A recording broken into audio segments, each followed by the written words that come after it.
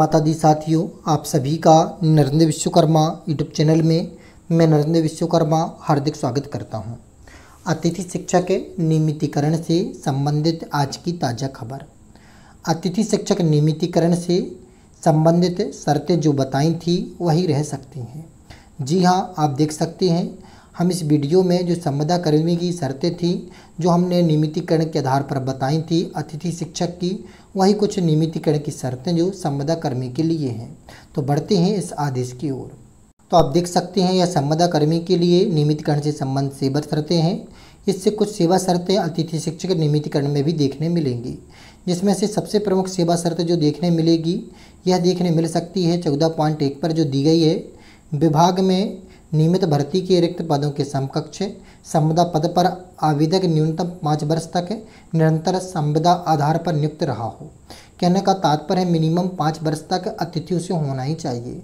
यदि वह अतिथि 5 वर्ष तक मिनिमम है तब वह नियमितीकरण के दायरे में रहेगा। 3 वर्ष में अनुभव मिलता था जो कि भर्ती परीक्षा के लिए अनुभव प्रमाण पत्र का कार्य करता था, किंतु नियमितीकरण के लिए मिनिमम 5 से प्लस ही होने की देखने मिल सकता है।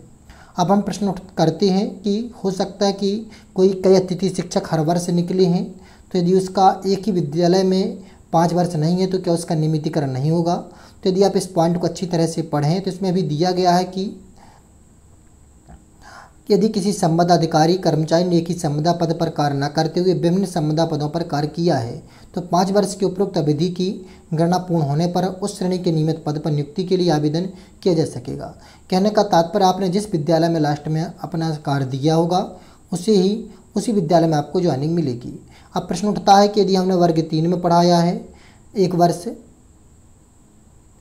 इसके अलावा 1 वर्ष वर्ग 2 में पढ़ाया है और 3 वर्ष वर्ग 1 में पढ़ाया है, तो हमें ज्वाइनिंग किस वर्ग में मिलेगी। तो जो लास्ट वर्ष आपका कार्यरत होगा उसी वर्ग में आपको ज्वाइनिंग मिलेगी।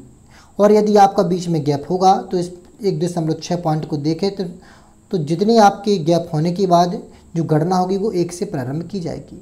तो अतिथि शिक्षक की नियमितीकरण की सेवा शर्तें को संविदा कर्मी के आधार पर ही रखी जाएंगी।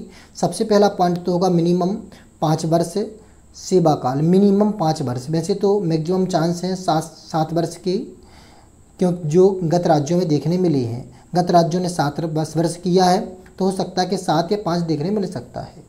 दूसरा हमने आपको बताया था डीएड बीएड, ये तो अनिवार्यता, क्योंकि संविदा कर्मी इसकी अनिवार्यता नहीं होती है लेकिन शिक्षा में इसकी आवश्यकता होती है। इसके अलावा क्वालिफाई भी मांग सकती हैं और साथ ही साथ नियमित तौर पर आपके 5 वर्ष होने चाहिए और आपका परीक्षा परिणाम बहुत अच्छा होना चाहिए। तो जो हमने आपको नियमितीकरण की सेवा शर्तें बताई थी, आपको कुछ सेवा शर्तें उसी प्रकार देखने मिल सकती हैं अतिथि शिक्षक नियमितीकरण में। यदि आपको जानकारी अच्छी लगी है तो वीडियो को लाइक जरूर करिएगा। चैनल पर इसी तरह की जानकारी चाहते हैं तो कृपया चैनल को सब्सक्राइब कर लीजिए। नमस्कार मित्रों, जय माता दी, राधे राधे, जय श्री राम।